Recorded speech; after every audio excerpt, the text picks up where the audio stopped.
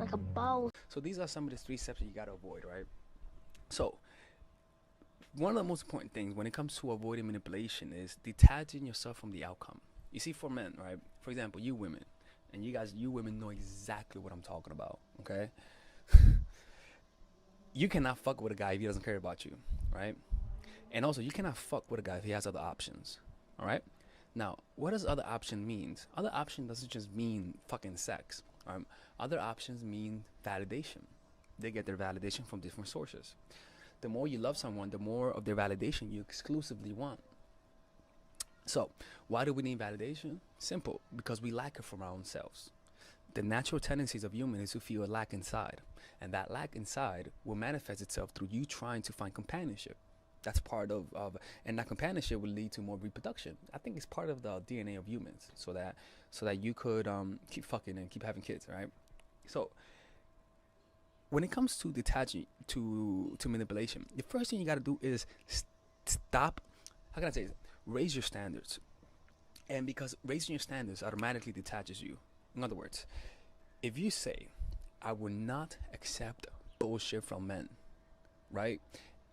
You gotta have clear fucking boundaries that you will that you will follow through no matter how nice his dick is. You gotta have those boundaries, because if you don't have those clear boundaries, what's gonna happen is that the guy's gonna get you emotional. How does he get you emotional? You start liking him. You feel emotion towards him. You start giving him the benefit of the doubt. And once you really start liking him, your perception of him will not be clear. Everyone else will see the manipulation but you. So for you, you have to defend yourself. You have to arm yourself. And the only way for you to arm yourself is to have standards. Say, I will not accept a guy who only texts me once a day. Or I will not accept a guy who goes silent on me when he's mad at me. Now, how do you when you say but what happens if he goes silent on me and I never hear from him again? Listen, bitch, okay, fuck him, let him go. Do not chase a guy.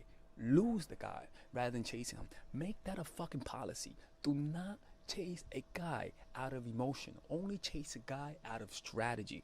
What do I mean by strategy? Only chase him so that you could give him a taste and then back off. Don't chase him because you feel needy and you want to hear from him. That's how you get manipulated. That's how you get manipulated. He'll start seeing your weaknesses. That's the first thing. Raise your standards and do not accept bullshit from men.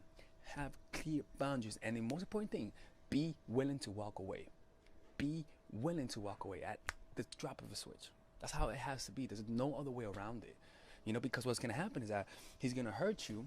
And then you're like, well, like he hurt me. And when someone hurts you, in order for you to feel better, you need to get their validation, right? So you're like, oh, why are you mad at me? Why are you mad at me? He doesn't respond. And then you text him again, why are you mad at me? He says, look, I'm mad at you because of this, all right? I'm not dealing with this. You're like, I'm sorry, baby, I'll change. Oh, for real? Yeah, I'll change. I'm so sorry. And now guess what? You fuck up and you're like, oh, no, I fucked up. I'm sorry, baby. He's going to go cold on you and you're going to go back to him. This is what happens. It's human nature. So the first thing, be willing to walk away. Be willing to completely let it go. Now, the problem is that it's very difficult for some women to let it. It's difficult for some women to let it go, but this is what I'm talking to you. I'm saying how to avoid it from the beginning. I'm not telling you guys how to escape it if you guys are in it. How to avoid it from the beginning. But also this works if you're in it, right? Raise your standards. Do not accept that bullshit from guys. Don't accept my bullshit. You know what I'm saying? Second thing, get some perspective. Always be meeting other men. When you work at a job and you get fired, your employees will have other applications. Employers take application even when they have you in the job. Why? So that if you leave, they have somebody else to replace you. Now, I'm not saying to be fucking other people. What I'm saying is have other options. Keep applying for different jobs. Keep your options open. Put guys in the friend zone. Not me though. Don't you fucking do it, because I'm leaving if you do that shit. I made a mistake of accepting the friend zone from a girl a couple weeks ago. Huge mistake. I'm not doing that shit again. Right? Why? Because it gives you perspective. And also, when I mean perspective, also doesn't just mean compare him to other guys, because when you like a guy, you exclusively see him and you sort of give him more qualities than he really has. When I mean by perspective, also, it means looking into the future. Look at how this behavior will affect the future. Look at how this relationship, if it progresses at the pace that it's progressing, and then in direction that it's progressing, how will it look in the future? Don't just look at the quick reward of getting his validation and feeling good. Nah, bitch. No, I'm kidding. Look into the future and see how that affects your whole future, because sometimes the reason why you make bad decisions is because you don't gain perspective. You don't ask yourself, how does this decision affect my future? You see, for example, like, I smoke a lot of weed, right?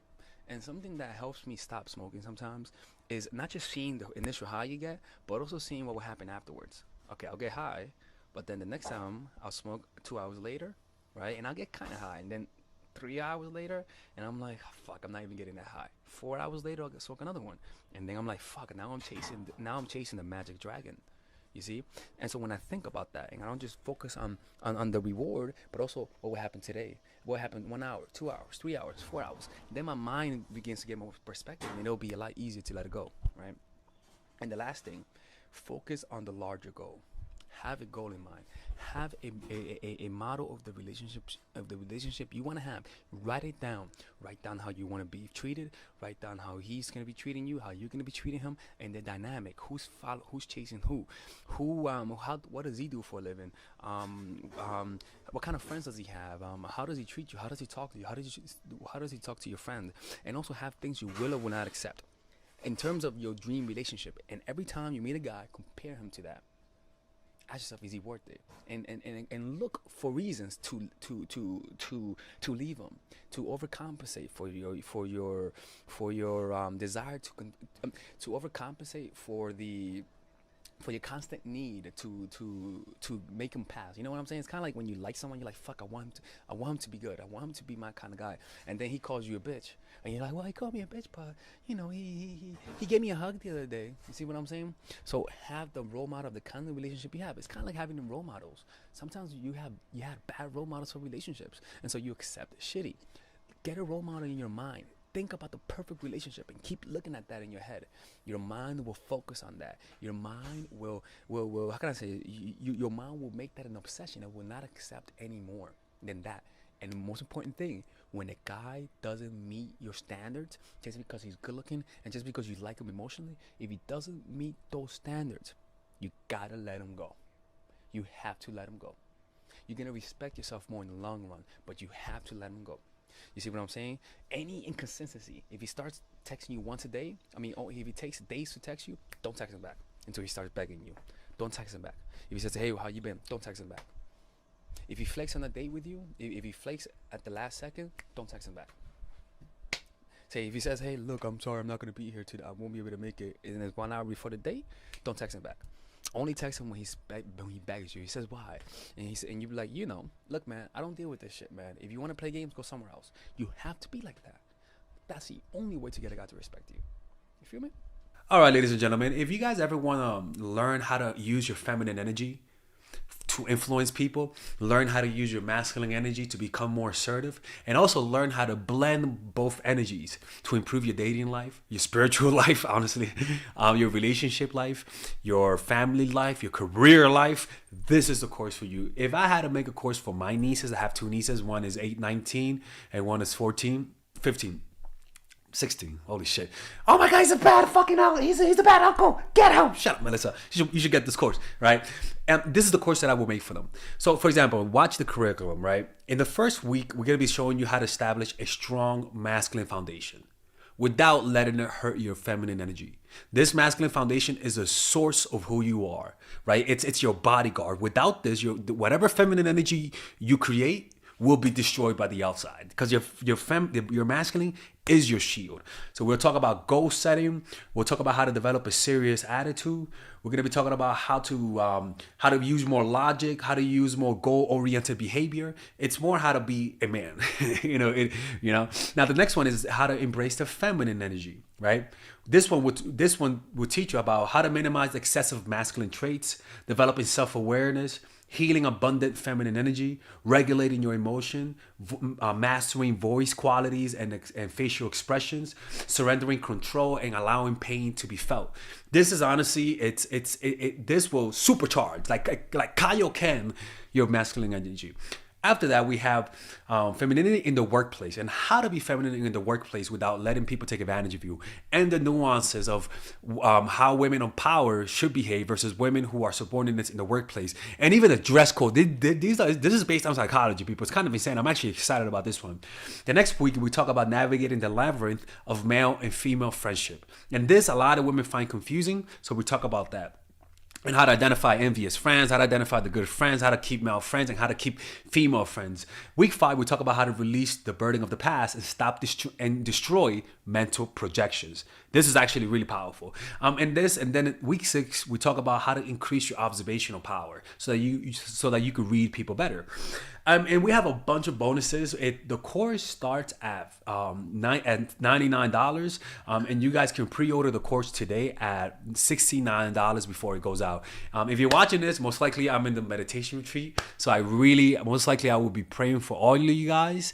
And just click on the description down below of the video. Right there, you'll see it, and you could pre-order that course. It's gonna be out by the end of next month or the beginning of February of March. One of the two, people, because I have a 10-day retreat to do, and I want to finish the course after the retreat, because I think the ideas are gonna be so much better. All right, man. I'll see you guys later. Pre-order, man. I'm closing the channel.